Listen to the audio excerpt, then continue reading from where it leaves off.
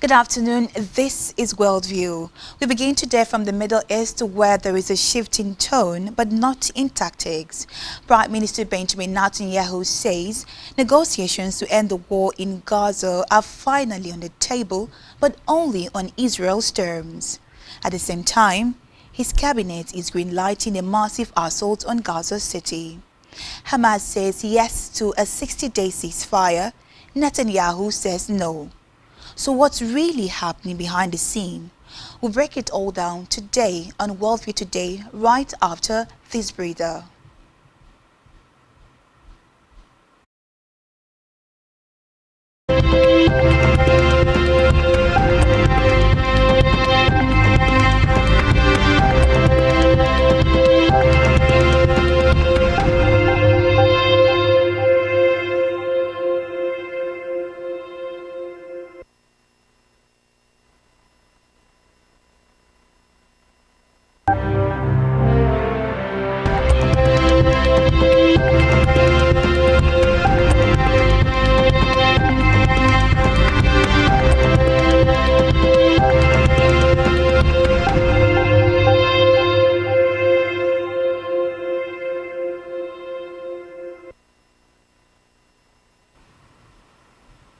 Many thanks for joining us on Worldview today. We begin from the Middle East, where the sun beat down on the southern border of Israel as Prime Minister Benjamin Netanyahu stood before a line of soldiers, his voice firm against the hum of tension still thick in the air. For the first time since a new ceasefire proposal emerged, he broke his silence. Israel was ready to return to the negotiating table, but only on its own terms. The proposal, crafted by Egypt and Qatar and accepted by Hamas just days earlier, was being held internationally as a glimmer of hope. But Netanyahu was clear Israel's condition had not changed.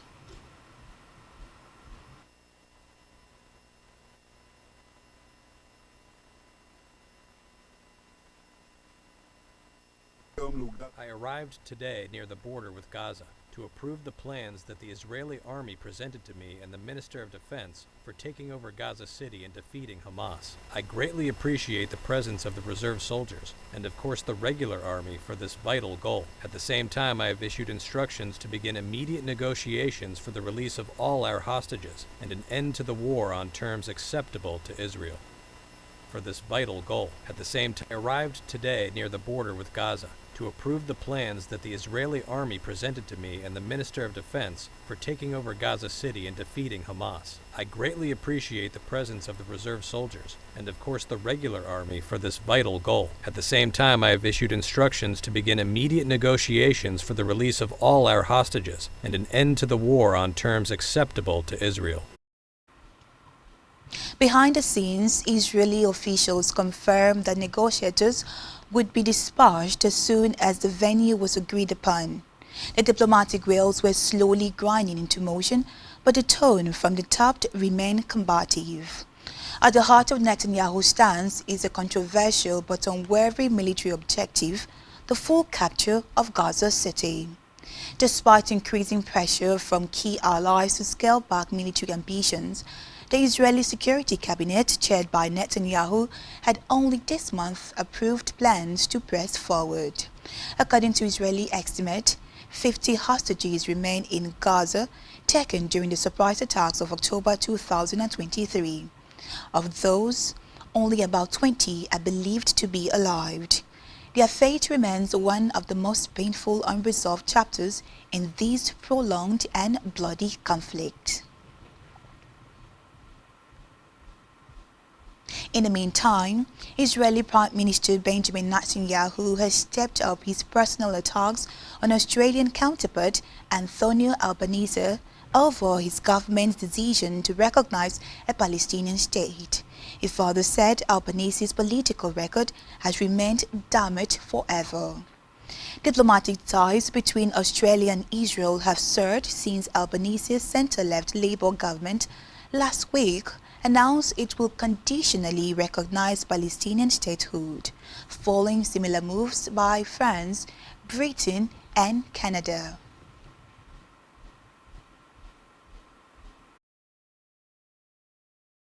A reputable record as a public servant, but I think his record is forever tarnished by the weakness that he showed in the face of these Hamas terrorist monsters. You know, when the worst terrorist organization on earth, these savages who murdered women, raped them, beheaded men, burnt babies alive in front of their parents, and took hundreds of hostages. When these people congratulate the Prime Minister of Australia, you know something is wrong. And in fact, it is wrong, because to offer them a state, when they had a state, a de facto state in Gaza, and they use it for murder, pillage, and monstrous crimes, is to reward terrorism. And I think that's a sign of weakness that, as I say, will tarnish the Prime Minister's record. And I said, the decision prompted Netanyahu to launch a personal attack on Albanese, and he doubled down on his condemnation in an interview to be broadcasted on an international news channel. Still in Gaza, as the sun rose from the embattled Gaza Strip on a tense Friday morning, signs of new chapter in the conflict were already unfolding. Israeli military convoys edged closer to Gaza City, the largest and most populated, densely urban center in the territory. Brigadier General Ephir Danfrey, standing before reporters in Tel Aviv, confirmed what many had feared: the first steps of a planned operation to seize control of the city were already underway. The announcement came shortly after an intense clash with Hamas fighters near Khan Yunis in the south of the Strip.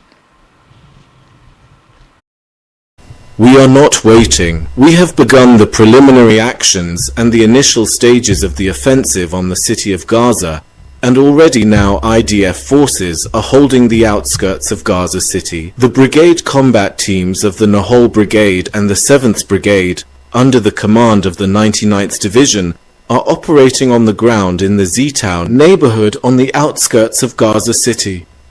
This fighting has already achieved results. In recent days, our forces have discovered an underground tunnel in which weapons were found inside Gaza City. Another effort by the Givati Brigade combat team, under the command of the 162nd Division, is maneuvering in the village of Jabalia. Additional forces. The message was clear. Israel intended to press forward that same day. The Israeli military issued orders for tens of thousands of reservists to report for duty. The mobilization was massive, a visible sign that the offensive would not be short-lived. Behind closed doors, Israeli government officials reviewed a new ceasefire proposal, the first glimmer of diplomatic movement in nearly 2 years of unrelenting war. Meanwhile, Israel's defense minister says Gaza City will be destroyed if Hamas does not agree to disarm and release all hostages. In a separate development, at least 18 people have been killed and dozens wounded in 2 separate attacks in Colombia, deepening the country's most serious security crisis in decades. According to authorities, 6 people died and more than 60 were injured after a car bomb exploded on a busy street in the western city of Cali in Colombia. A separate drone attack against a police helicopter killed at least 12 people in a rural area outside the northwestern city of Medellin. The attacks attributed to different dissident factions of the now defunct Revolutionary Armed Forces of Colombia. This posed fresh challenges to Colombia's fragile peace processes ahead of elections next year. Alejandro Eder, the mayor of Cali, ordered martial law for the country's 3rd most populous city. He also announced a temporary ban on large trucks entering the city and called on the public to report information about the incident for a $10,000 reward. Away from that, According to a report from World Health Organization (WHO) and the World Meteorological Organization, workers worldwide need better protection from extreme heat as climate change causes more frequent heat waves. The report says millions of workers are exposed to heat stress, which affect their health and their performance. It calls for governments, employers, and workers to cooperate to develop adaptation strategies.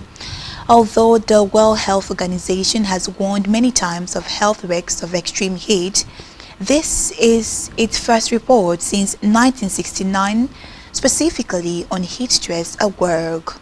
The WHO's Director of Environment, Climate and Health, Rodriga Crench, says its findings should be a wake-up call. Let's move now to Los Angeles, where Eric Menardez's bid for freedom has suffered a setback after officials in the U.S. state of California denied him parole over the killing of his parent more than 3 decades ago.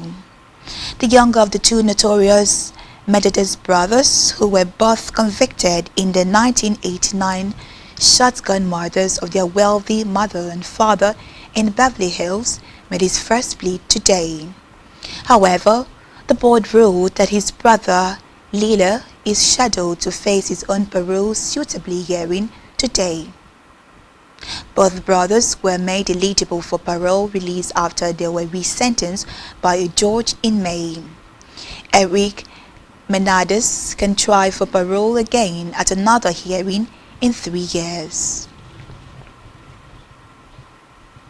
Elsewhere, in a sweltering heart of Florida's Everglades, a controversial migrant detention center nicknamed Alligator Alcaraz was at the center of a legal storm. The facility, a high-profile project under President Donald Trump's administration, had long been criticized for its harsh conditions and its potential threat to one of the world's most delicate ecosystems. This week, a U.S. federal judge brought that chapter to a halt. In a sweeping 82-page ruling, the judge ordered the facility's closure, citing severe environmental damage to the Everglades, a designated UNESCO's World Heritage Site. The Trump administration was given 60 days to shut down operations. No new detainees could be brought in, and all future construction was immediately banned. Florida, which had partnered with the federal government on the project, quickly filed an appeal, unwilling to give up the fight just yet. But for Trump, it was a major legal blow in the year already filled with courtroom battles. Meanwhile, hundreds of miles north in New York, Trump received mixed news in a separate legal saga. A state appeal court reviewed last year's massive civil fraud ruling, which had ordered him to pay over $500 million for inflating the value of his properties to obtain favorable loans. While the court upheld the verdict affirming that Trump had committed fraud, it ruled that the punishment was too harsh. The original fine of $355 million, which had ballooned with interest, was deemed excessive and potentially unconstitutional. The court tossed out the full $500 million penalty, offering Trump a legal reprieve, though not a clean slate. So, as one door slammed shut in Florida, another cracked open in New York. But for Donald Trump, the legal battles are far from over.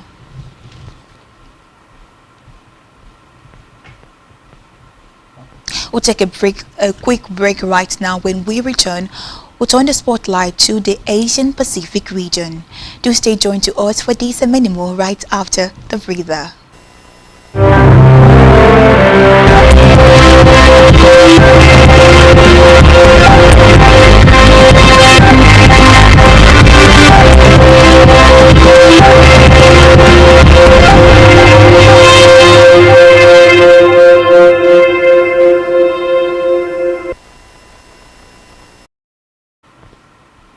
Welcome back. This is Worldview on Spectrum TV. Let's move now to the Asian Pacific region, where A court in Thailand dismissed a royal insult case today against influential former Premier Thaksin Shinawatra, clearing the first hurdle in a series of high-stake court rulings involving the powerful Shinawatra political dynasty. The court said the case, brought by the royalist military stemming from a 2015 Thaksin's interview with foreign media, lacked sufficient evidence to prove he had insulted the powerful monarchy, an offense punishable by up to 15 years in prison. In China, Beijing said today that Chinese President Xi Jinping will host Russia's Vladimir Putin, UN Chief Antonio Guterres, and more than 20 heads of government later this month for a political and security meet aimed at cementing China's regional influence. Leaders from a bloc spanning roughly a quarter of the globe will unveil new plans to deepen their ties when they gather for the Shanghai Cooperation Organization Summit in Tianjin from August 31 to September 1st. Assistant Foreign Minister Liu Bin told a news conference on the summit preparations. The gathering takes place just days before Beijing stages one of its largest military parades in years, and as U.S. President Donald Trump's foreign and trade policies, particularly on Israel, Gaza, Tarif, notch key regional players closer to China. Iranian President Masoud Pezeshkian and Indian Prime Minister Narendra Modi are among the invitees, being said. Still in the Asian-Pacific region, North Korean leader Kim Jong-un lauded heroic North Korean troops who fought for Russia in the war against Ukraine in a ceremony decorating soldiers of the Army's overseas operation. Kim said in a speech that the combat activities of overseas operational forces proved without regret the power of the heroic North Korean Army, and said the liberation of Cox proved the fighting spirit of the heroes. Kim laid a flower at a memorial wall for soldiers fallen overseas, and a concert was held for soldiers returned from Russia, as well as a banquet that included bereaved family members. Meanwhile, the moves were the latest public honoring of North Korean troops who fought in Russia, KCN said on Thursday. They also added that Kim met with officers of the Army's overseas operation and paid tribute to North Korean soldiers killed in Ukraine. In the Ukraine and Russia war scene, President Vladimir Zelensky said today that large-scale Russian attacks overnight in various parts of Ukraine showed Moscow was avoiding negotiations about ending the more than 3-year-old war.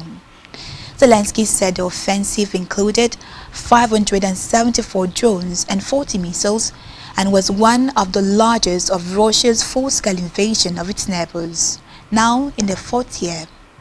Authorities said one person was killed and 22 were wounded in the overnight strikes.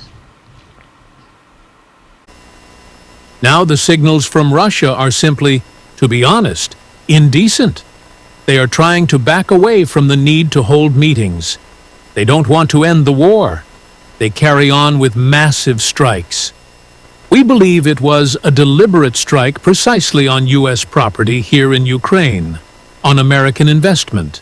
A very telling strike. At the very time when the world waits for a clear answer from the Russians on their move.